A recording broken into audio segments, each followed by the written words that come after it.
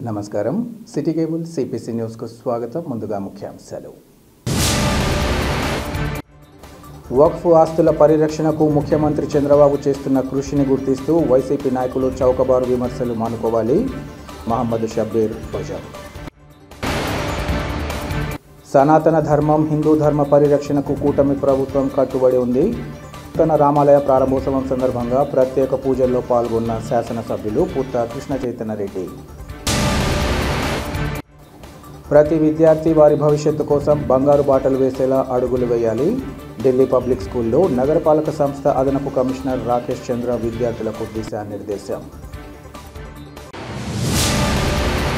సనాతన ధర్మాన్ని కాపాడడం కోసం హిందూ ధర్మ పరిరక్షణకు తమ ప్రభుత్వం కట్టుబడి ఉందని ఎమ్మెల్యే పుత్త కృష్ణ చైతన్య రెడ్డి తెలిపారు.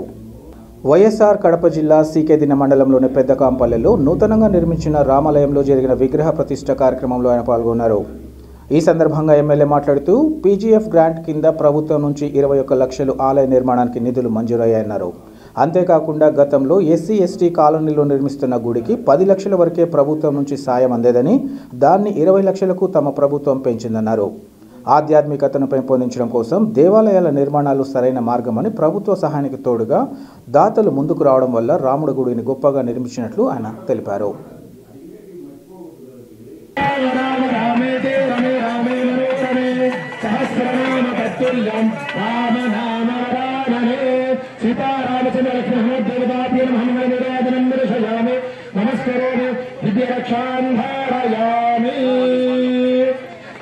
రామచంద్ర భగవాన్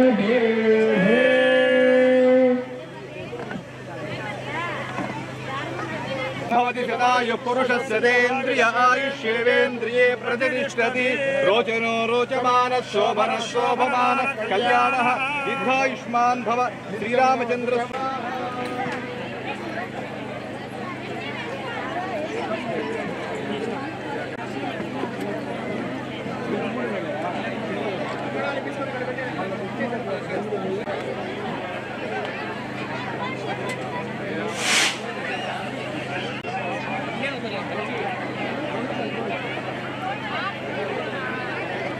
సీజీఎఫ్ గ్రాంట్ ద్వారా 21.5 లక్ష గ్రామస్తులు 5,30,000 వేసి మొత్తంగా 26.5 లక్షల రూపాయల డబ్బులు వెచ్చించి దానిపైన పడింది కూడా చాలామంది చందాదారులందరూ కూడా ఇచ్చినారు. దాతలందరూ కూడా అంతకన్నా ఎక్కువైంది. చాలా బాగా గుడి కట్టారు.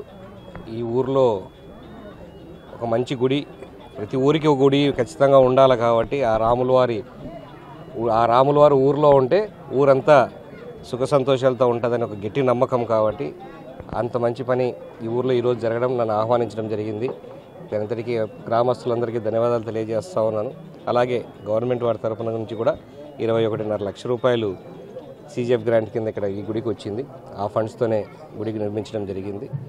ఇంకా ప్రత్యేకంగా ఈసారి ఇంతకుముందు ఎస్సీ ఎస్టీ కాలనీలో కూడా 10 లక్షల వరకే గుడికి లిమిట్ చేస్తూ ఉన్నారు. దాన్ని 15 లక్షల నుంచి 20 లక్షల వరకు ఈ తెలుగుదేశం ప్రభుత్వం చేస్తూ ఉంది.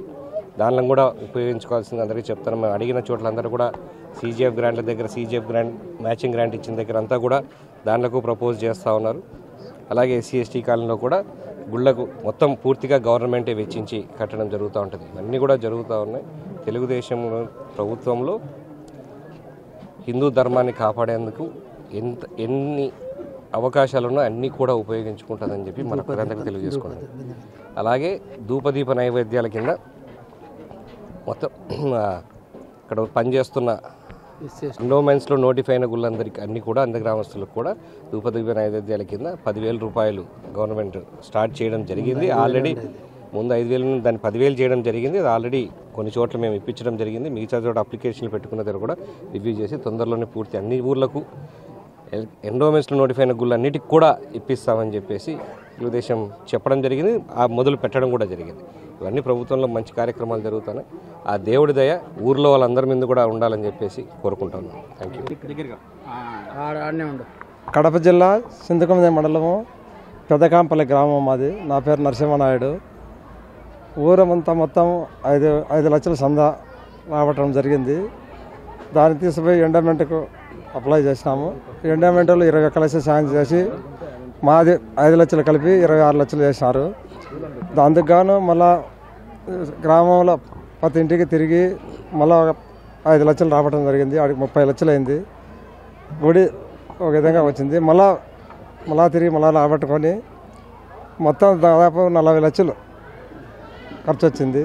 అంతా కూలి చేసుకుంటే పేదవారే, ధనికులు ఎవరూ లేరు ఊర్లో. గ్రామంలో అన్ని కులాల వారు ఉన్నాయి. అందరూ ఏకతాటిపైకి వచ్చి మా గ్రామంలో నిర్మించుకోవాలని కష్టంతో కష్టపడి రూపాయి కూడబెట్టి ఆ రూపం గుడి కట్టుకోవడం జరిగింది. గ్రామస్తులకు, మహిళలకు ప్రతి ఒక్కరికి ధన్యవాదాలు తెలుపుకుంటూ, ప్రతి విద్యార్థి వారి భవిష్యత్తు కోసం బంగారు బాటలు వేసేలా అడుగులు వేయాలని కడప నగరపాలక సంస్థ అదనపు కమిషనర్ రాకేష్ చంద్ర విద్యార్థులకు పిలుపునిచ్చారు. కడప నగరంలోని స్థానిక ఇంటర్నేషనల్ ఢిల్లీ పబ్లిక్ స్కూల్లో ప్రీ గ్రాడ్యుయేషన్ డే కార్యక్రమాన్ని నిర్వహించారు. ఈ కార్యక్రమానికి అడిషనల్ కమిషనర్ రాకేష్ చంద్ర ముఖ్య అతిథిగా హాజరయ్యారు. ఈ సందర్భంగా పాఠశాల డైరెక్టర్ వివేకానంద రెడ్డితో కలిసి చిన్నారులకు సర్టిఫికెట్స్ను ప్రదానం చేసి అభినందించారు. ప్రతి విద్యార్థికి విద్యతో పాటు సంస్కారం, క్రమశిక్షణ, క్రీడల్లో నైపుణ్యం ఉండాలన్నారు. దీనికోసమే విద్యార్థులను ఆశీర్వదించేందుకు వచ్చినట్లు ఈ సందర్భంగా పేర్కొన్నారు. ప్రతి విద్యార్థి బాగా చదువుకొని భవిష్యత్తులో డాక్టర్లు, ఇంజనీర్లు ఇంకా పై స్థాయి అధికారులు కావాలని ఆకాంక్షించారు. ఈ కార్యక్రమంలో సుమారు 118 మంది విద్యార్థులు ప్రీ స్కూల్ గ్రాడ్యుయేషన్ పట్టాను అందించడం జరిగింది. విద్యార్థులు ఎంతో ఆనందోత్సాహాల మధ్య సాంస్కృతిక కార్యక్రమాలను నిర్వహించారు.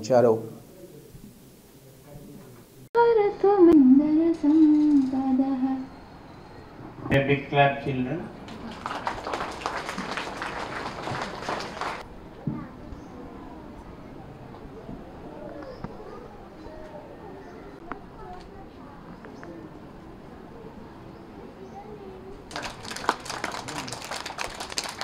Good morning, all.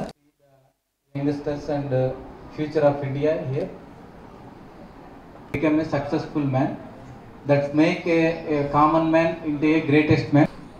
Without irrespective of religion, irrespective of caste, being learn something and achieve greater things and serve the nation. 4 pillars we are having and we are achieved. Yes, Ash. Ma'am, sir.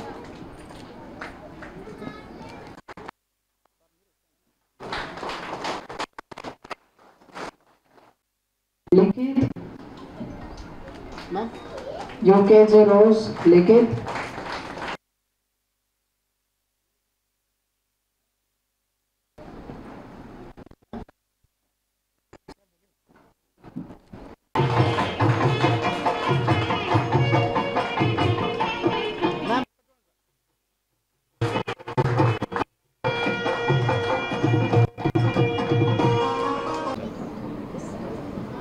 మన international Delhi public school Kadapa pre school graduation day సందర్భంగా మన భావి భారత పౌరులు, future of India అని పిలుచుకునే విద్యార్థులు మనకు ఈ సంవత్సరం పూర్తి చేసుకొని తర్వాత అకాడమిక్ ఇయర్లోకి వెళ్తున్న శుభ సందర్భంగా వాళ్ళందరినీ ఆశీర్వదించడానికి, వాళ్ళకి దీవెనలు ఇవ్వటానికి, దాంతోపాటు చదువు యొక్క గొప్పతనాన్ని, విద్య యొక్క ప్రాముఖ్యతను చెప్పటానికి, అన్ని దానాల్లో కన్నా విద్యాదానం కూడా ఒక గొప్పది అని చెప్తూ, చదువు ఒక సంస్కృతి నేర్పుతుంది, చదువు ఒక క్రమశిక్షణ నేర్పుతుంది, చదువు ఒక మనిషిని ఉన్నత స్థాయికి తీసుకొని వెళ్తుంది అనే ఒక గొప్ప నినాదాన్ని మన విద్యార్థులకు చెప్పడానికి ఈ ఢిల్లీ పబ్లిక్ స్కూల్ ద్వారా మనమైతే ఈరోజు ఈ కార్యక్రమంలో పాల్గొనడం జరిగింది. వారందరూ కూడా భవిష్యత్తులో ఈ భారతదేశానికి ఉపయోగపడే గొప్ప శాస్త్రవేత్తలుగా, మంచి డాక్టర్స్గా, ఇంజనీర్స్గా, ఇంకా బ్యూరోక్రసీలో IAS, IPS ఇలాంటివి ఎన్నో గొప్ప స్థానాలకు వెళ్ళి వారి తల్లిదండ్రులకు, వారు చదువు నేర్పిన ఉపాధ్యాయులకు, వారు చదువుకున్న పాఠశాలలకు కూడా మంచి పేరు తీసుకుని వచ్చే భావి భారత పౌరులుగా తయారవ్వాలని, అలాంటి విద్యను ఢిల్లీ పబ్లిక్ స్కూల్ కడప ద్వారా వివేకానంద రెడ్డి గారు తదితర ఉపాధ్యాయేతర సిబ్బంది, ఇంత పెద్ద స్కూళ్ళు, అలాగే వారికి సంబంధించిన క్రీడలకు సంబంధించిన గ్రౌండ్ కానీ, మానసిక ఆరోగ్యం కూడా చాలా అవసరం విద్యతో పాటు. అది అన్నీ కూడా వారందరికీ కూడా ఇలాంటి ఎదిగే క్రమంలో అన్నీ చూపిస్తూ ఒక స్ఫూర్తిగా మన దేశానికి ఒక మంచి భావి భారత పౌరులుగా వారందరినీ తీర్చిదిద్దే క్రమంలో ఇలాంటి పాఠశాలలు మన దేశంలో ఇంకా వచ్చి ఎంతోమందికి ఈ విద్య అందిస్తూ వారి యొక్క భవిష్యత్తును తీర్చిదిద్దాలని చెప్పేసి కూడా మనస్ఫూర్తిగా కోరుకుంటూ సెలవు తీసుకుంటాం. ఇంటర్నేషనల్ ఢిల్లీ పబ్లిక్ స్కూల్ విభాగంలో ఇవాళ ప్రీ స్కూల్ గ్రాడ్యుయేషన్ డే ఎంతో ఘనంగా నిర్వహించడం జరిగింది. విద్యా వ్యవస్థలోనే కాకుండా ప్రపంచంలో ప్రతి దేశాన్ని ఇవాళ చూస్తే భారతదేశం వైపు చూస్తున్నారు. సంస్కృతి ఒకటే కాదు, ఇక్కడ ఉన్నటువంటి ప్రతిభా పాఠవాలు దేశంలో ఎక్కడా లేవు అనేటువంటి ఒక అభిప్రాయానికి రావడం జరిగింది. ఆ దారిలో పిల్లల్ని తీసుకెళ్ళాలి అంటే ప్రతి విషయంలో కూడా వాళ్ళని మేము ఉత్సాహాన్ని కల్పించి వారికి మంచి నాణ్యత గల విద్యను అందించగలిగితే తప్పకుండా ఈ భారతదేశ గొప్పదనాన్ని ప్రపంచ నలుమూలలా చాటించగలరనే విధంగా ఈ కార్యక్రమాన్ని నిర్వహించడం జరుగుతూ ఉంది. ఈ కార్యక్రమంలో వచ్చిన తల్లిదండ్రులందరికీ, విద్యార్థులకు, చిన్నారులకు ప్రతి ఒక్కరికి శుభాకాంక్షలు తెలియజేస్తున్నాము. జై హింద్. అగ్నిమాపక వారోత్సవాల సందర్భంగా పులివెందుల పట్టణంలోని స్థానిక రోటరీపురం కాలనీలోని మహిళలకు అగ్ని ప్రమాదాల నివారణపై అగ్నిమాపక అధికారి సునీల్ కుమార్ అవగాహన కల్పించారు. అగ్ని ప్రమాదాలు సంభవించినప్పుడు తీసుకోవాల్సిన జాగ్రత్తలను వారికి వివరిస్తూ ప్రమాదాలను ఏ విధంగా ఎదుర్కోవాలో ప్రత్యక్షంగా ప్రదర్శించి చూపించారు. ఈ కార్యక్రమంలో అగ్నిమాపక సిబ్బంది, స్థానిక మహిళలు పాల్గొన్నారు. అగ్ని ప్రమాదాలు సంభవించినప్పుడు టోల్ ఫ్రీ నంబర్ 101కి కాల్ చేసి తెలపాలని కోరారు. ఈ కార్యక్రమంలో అగ్నిమాపక సిబ్బంది ఇంకా ప్రజలు పాల్గొన్నారు. తడిపిన గుడ్డ అదంటాం అన్న తర్వాత గ్యాస్ లీక్ అవుతూ ఉంటుంది. గ్యాస్ లీక్ అవుతుంటే దాన్ని రాకుండా ఆఫ్ చేయాలి. రెండు చేయాలి.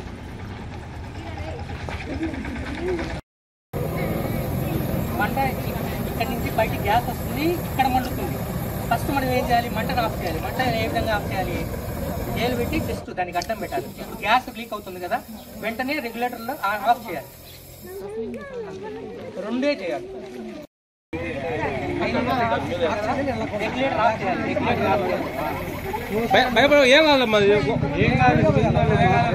తగలదు, ఇక్కడ వస్తుంది మంట.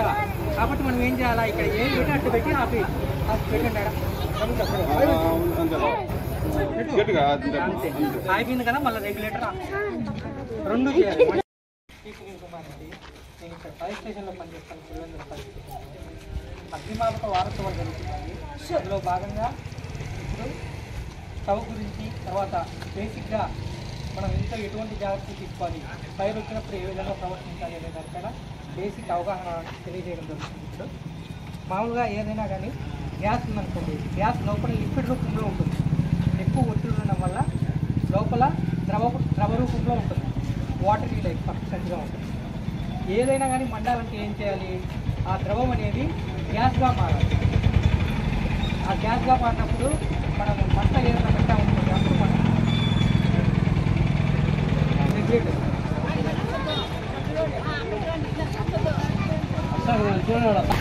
చూడండి, మంట వెంటనే ఇక్కడ రావట్లేదు. ఎక్కడ వస్తుంది? ఇక్కడి నుంచి పోయిన తర్వాత ఇక్కడి నుంచి కొంచెం అంటే ఏం జరుగుతుంది? ఇక్కడ లోపల ద్రవ రూపంలో ఉంటుంది, బయటకు వచ్చి గ్యాస్గా మారి గ్యాస్ పండుతుంది. అది ఇక్కడ వేగంగా జరిగింది. ఇప్పుడు మనం ఏం చేయాలి? ఒకవేళ ఇలా వస్తున్నా ఫస్ట్ మనం మంటను ఆఫ్ చేయడానికి ప్రయత్నించాలి.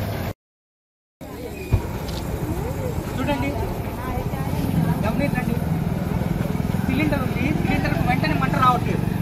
కొంత దూరం గ్యాస్ అనేది, కొంత దూరం లిక్విడ్ అనేది పోతుంది, గ్యాస్ రూపంలోకి మారుతుంది. గ్యాస్ రూపంలోకి మారిన తర్వాత మండుతుంది. ఇప్పుడు మనం ఏం చేయాలి? ఫస్ట్ ఫ్యూయల్ సప్లైని కట్ చేయాలి. ఎలా కట్ చేస్తాము? ఇక్కడ నాజిల్ ఉంది కదా, ఆ నాజిల్ జస్ట్ అక్కడ ప్రెస్ చేస్తే అయిపోతుంది.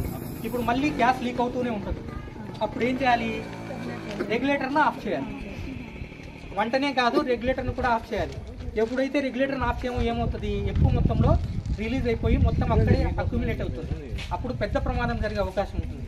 కంట్రోల్గా బర్న్ అయినంత వరకు ఎటువంటి ప్రాబ్లం ఉండదు. ఒకేసారి రిలీజ్ అయిన తర్వాత ఒకేసారి బర్న్ అయినప్పుడు మాత్రమే ఉంటుంది. అలాగే సిలిండర్లను వేడి తగిలే ప్రదేశంలో, ఎండలో లాంటి ప్రదేశాల్లో ఉంచకూడదు. కొన్నిసార్లు పేలే అవకాశం కూడా ఉంటుంది.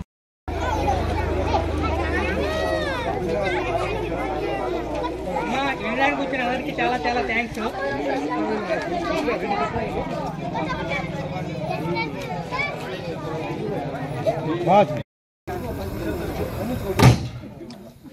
అయిపోయిన తర్వాత లీక్ అవుతుంటుంది గ్యాస్, ఖచ్చితంగా ఆఫ్ చేయాలి. గ్యాస్ లీక్ కాకుండా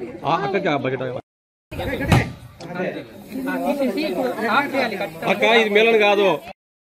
వక్ఫ్ సవరణ చట్టంపై ముఖ్యమంత్రి చంద్రబాబు స్పష్టమైన ఆలోచనతో పాటు వక్ఫ్ బోర్డు ఆస్తుల పరిరక్షణకు కృషి చేస్తున్నట్లు వేంపల్లె మండల తెలుగుదేశం పార్టీ సీనియర్ నేత మహమ్మద్ షబ్బీర్ పేర్కొన్నారు. వేంపల్లెలో ఆయన విలేకరులతో మాట్లాడుతూ రాష్ట్రంలో ముస్లింల రక్షణ అభ్యున్నతికి టీడీపీ కట్టుబడి ఉందన్నారు. ముస్లింల మనోభావాలు దెబ్బతినకుండా పార్టీ ఆవిర్భావం నుంచి కృషి చేస్తున్నట్లు ఈ సందర్భంగా చెప్పారు. రాజకీయాలకు అతీతంగా అధికారంలో ఉన్నా లేకున్నా ముస్లింల పక్షాన నిలబడి అభ్యున్నతికి పనిచేస్తూ వస్తుందన్నారు. దేశంలోని ఏ ప్రభుత్వం ఏ పార్టీ తీసుకోని విధంగా వక్ఫ్ చట్ట సవరణ బిల్లులో 3 ప్రతిపాదనలు పెట్టిన విషయాన్ని గుర్తు చేశారు. అలాగే రాష్ట్ర ప్రయోజనాల దృష్ట్యా కేంద్రంలోని ఎన్డీఏ కూటమి ప్రభుత్వంలో ఉన్న చంద్రబాబు వక్ఫ్ పట్ల సవరణ బిల్లుకు నిజాయితీగా మద్దతు తెలిపారన్నారు. దీంతో జగన్కు ముస్లింలపై చిత్తశుద్ధి లేదన్న విషయం తెలిసిందని తమ పార్టీ అధినేత ముఖ్యమంత్రి చంద్రబాబు ముస్లింల సంక్షేమానికి అభివృద్ధికి ఎంతగానో కృషి చేస్తున్నట్లు వారు వివరించారు. ముస్లిం సమాజం పట్ల చిత్తశుద్ధి నిజాయితీ కలిగిన గొప్ప ముఖ్యమంత్రి చంద్రబాబు నాయుడు అని ఈ సందర్భంగా కొనియాడారు. ఆయనపై వైసీపీ నాయకులు చౌకబారు విమర్శలు చేయడం మానుకోవాలని ఆయన హితవు పలికారు. నిన్న సోమవారం రోజు వెంపల్లి పట్టణంలో ముస్లింలందరూ సమైక్యంగా శాంతియుత ర్యాలీ చేపట్టడం జరిగింది. ఆ శాంతియుత ర్యాలీలో ఒక నాయకుడు, అంటే నాకంటే ముందు మాట్లాడిన వ్యక్తి చంద్రబాబు నాయుడు మీద అనాలోచితమైనటువంటి మాటలు మాట్లాడినాడు. అందుకోసం నేను అక్కడ రాజకీయాలు మాట్లాడాల్సిన పరిస్థితి వచ్చింది తప్ప అందరూ ముస్లిం సోదరులందరూ ఐకమత్యంగా పనిచేయాలనే ఉద్దేశంతో ర్యాలీని ఏర్పాటు చేయడం జరిగింది. అక్కడ రాజకీయాలు మాట్లాడడం తగదు కాబట్టి ఆ వ్యక్తి రాజకీయాలు మాట్లాడినాడు కాబట్టి నేను రాజకీయాలు మాట్లాడాల్సిన పరిస్థితి వచ్చింది. కాబట్టి ముఖ్యంగా ముస్లిం సోదరులందరికీ నా తరఫున క్షమాపణలు కోరుకుంటున్నా.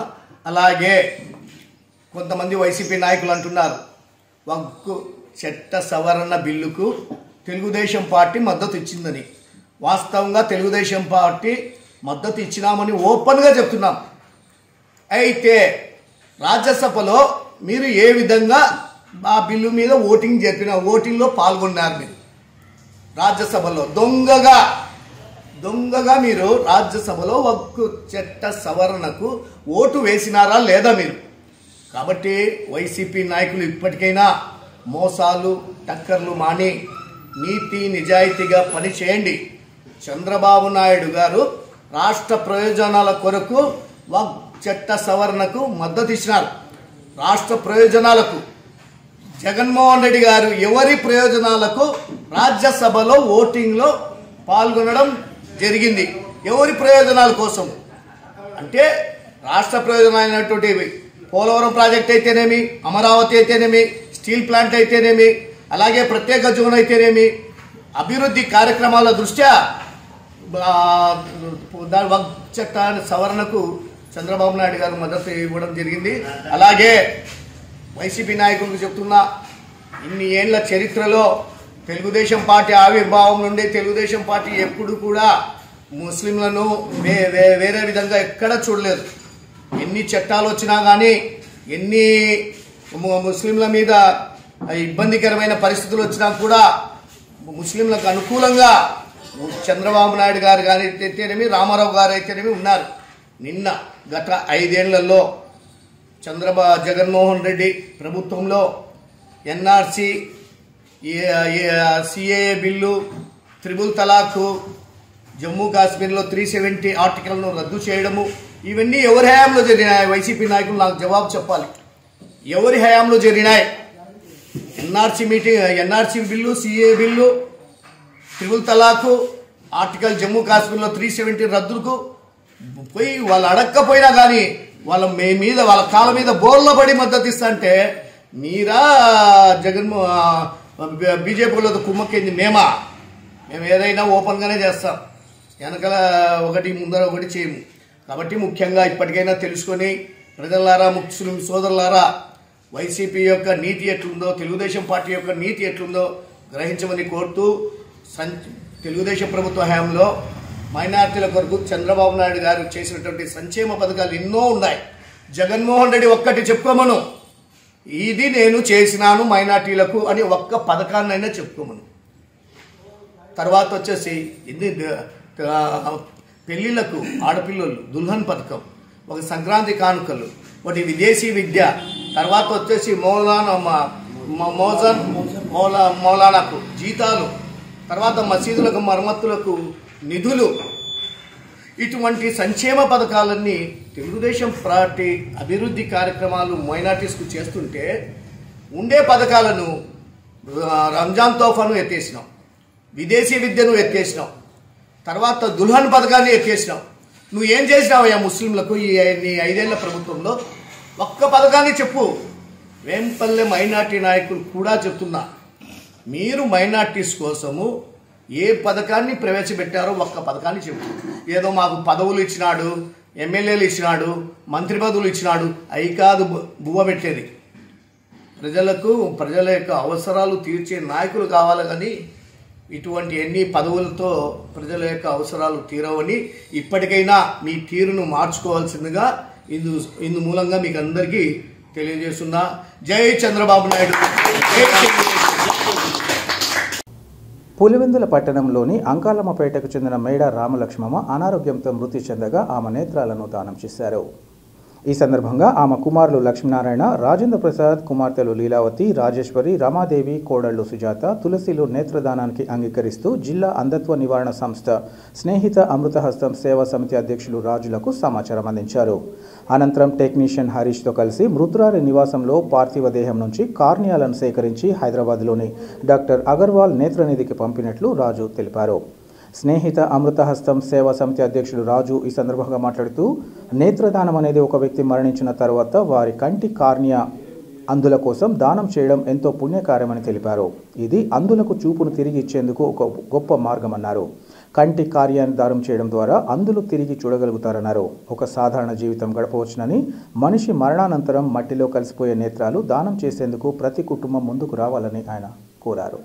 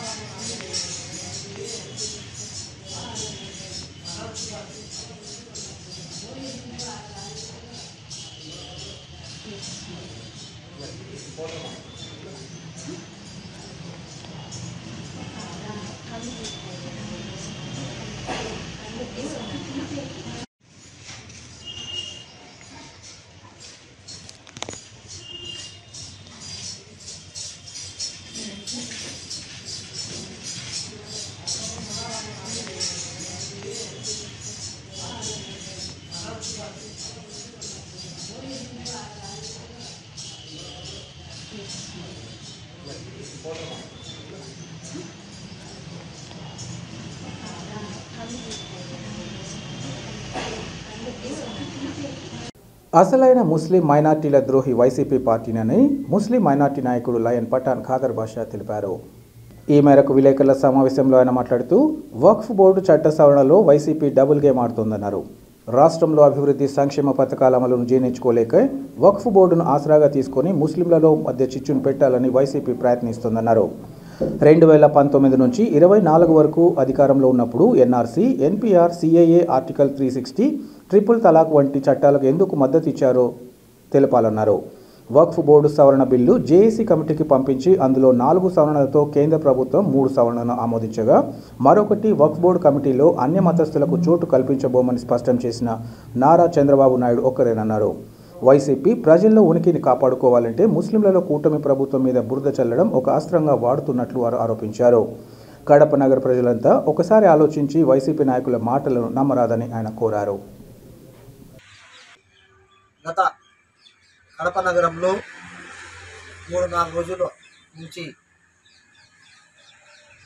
వైఎస్ఆర్సీపీ పార్టీ అయినటువంటి ప్రతిపక్ష హోదా లేని పార్టీ నాయకులు కొందరు ముస్లిం మైనార్టీ కార్పొరేటర్లు, అలాగే మాజీ డిప్యూటీ సీఎం, అలాగే మైనార్టీ శాఖ మంత్రి మాజీ అయినటువంటి ఎస్పీ అమ్జద్ బాషా గారు మొన్న ప్రెస్ మీట్ పెట్టి కూటమి ప్రభుత్వము అలాగే వక్ఫ్ బోర్డు సవరణ చట్టంకి ముస్లింల ద్రోహి పార్టీ అని తెలుగుదేశం పార్టీ అని చిత్రీకరించడం మేము దీన్ని తీవ్రంగా ఖండిస్తున్నాం. ఎందుకంటే వక్ఫ్ బోర్డ్ సవరణ చట్టం కింద నిజంగా మా కూటమి ప్రభుత్వము వక్ఫ్ బోర్డ్ సవరణ కాడ మా సీఎం అయినటువంటి నారా చంద్రబాబు నాయుడు గారు వక్ఫ్ బోర్డులో ఉండే 4 అంశాలను సవరణ చేయాలని, దాంట్లో కేంద్ర ప్రభుత్వము జేపీసీకి పంపించి వాటిల్లో 4 సవరణాలను ఆమోదించి ఆ 4 సవరణాలను ఒకటి ఏమిటంటే దాంట్లో ఉండేది మనకి ఏదైతే వక్ఫ్ బోర్డుకి సంబంధించిన ఆస్తులలో ఇతర అన్య మతస్థాలకు పెట్టకూడదని ఈ ప్రతిపాదనను కేంద్ర ప్రభుత్వము ఆమోదించిందంటే ఇది హర్షద్యోతకమైన విషయం. ఎందుకంటే కూటమి ప్రభుత్వంలో కూటమిగా ఉండి కూడా దానికి సవరణలో కొన్ని తప్పులు ఉంటాయని చెప్పడమే మా నాయకుడు ముస్లింల మీద ఎంత చిత్తశుద్ధి తెలుస్తూ ఉంది. ఆ 4 చట్టాలలో ఒక చట్టం త్రిబుల్ తలాక్ అప్పుడైతే బిల్లు ప్రవేశపెట్టినప్పుడు మీరు దానికి ఓటు వేసి చేయలేదా మీకు అడుగుతున్నాను. అలాగే ఆర్టికల్ 360 కశ్మీర్ల గురించి ఈ కూడా మీరు ఆమోదించడం లేదా? ఎన్ఆర్సీ, సిఏఏ, ఎన్పిఆర్ అప్పుడులో కూడా ఈ బిల్లులను కూడా మీరు ఎగబడి మీకు ఎన్డీఏ గవర్నమెంట్కి సపోర్ట్ లేకైనా కానీ మీరు ఎగబడి ఓటు వేయలేదా అని మీకు అడుగుతున్నాను. ఇదే మన ఇప్పుడు ఉండే మాజీ ఉప ముఖ్యమంత్రి ఎస్బి అమ్జద్ బాషా గారికి ఎన్ఆర్సీ ఉద్యమంలో జేఏసీ వారు పోయి ఎన్ఆర్సీకి మీరు వ్యతిరేకించండి అంటే అది మీరు అహేళంగా వాళ్ళకి మాట్లాడలేదా అని నేను అడుగుతున్నాను. కూటమి ప్రభుత్వం మీద ఎత్తైనా బురద జల్లాలా, కూటమి ప్రభుత్వం పైన ఎత్తైనా వీళ్ళ మీద చుచ్చు పెట్టి ముస్లింలను దూరం చేయాలని ఒక పెద్ద కుట్ర జరుగుతుంది అని మేము భావిస్తున్నాము. దయచేసి మన ముస్లిం కార్పొరేటర్లో అలాగే నగర అధ్యక్షుడు అయినటువంటి ఎస్బి అమ్జద్ బాషా గారు, మీరు నిజమైన ముస్లింలు ప్రేమ ఉంటే గత ప్రభుత్వంలో మీ హయాంలో ఈ నల్ల చట్టాలు వ్యతిరేకించి ఉంటే బాగుండేదని మేము తెలియజేస్తున్నాము. వార్తలు ముగించే ముందు ముఖ్యాంశాలు మరోసారి. వక్ఫ్ ఆస్తుల పరిరక్షణకు ముఖ్యమంత్రి చంద్రబాబు చేస్తున్న కృషిని గుర్తిస్తూ వైసీపీ నాయకులు చౌకబారు విమర్శలు మానుకోవాలి. మహమ్మద్ షబ్బీర్ బజార్. సనాతన ధర్మం, హిందూ ధర్మ పరిరక్షణకు కూటమి ప్రభుత్వం కట్టుబడి ఉంది. నూతన రామాలయ ప్రారంభోత్సవం సందర్భంగా ప్రత్యేక పూజల్లో పాల్గొన్న శాసనసభ్యులు పుత్త కృష్ణ చైతన్య రెడ్డి. ప్రతి విద్యార్థి వారి భవిష్యత్తు కోసం బంగారు బాటలు వేసేలా అడుగులు వేయాలి. ఢిల్లీ పబ్లిక్ స్కూల్లో నగరపాలక సంస్థ అదనపు కమిషనర్ రాకేష్ చంద్ర విద్యార్థులకు దిశానిర్దేశం. సిటీ కేబుల్ సిపిసి న్యూస్ ఇంతటితో సమాప్తం. నమస్కారం.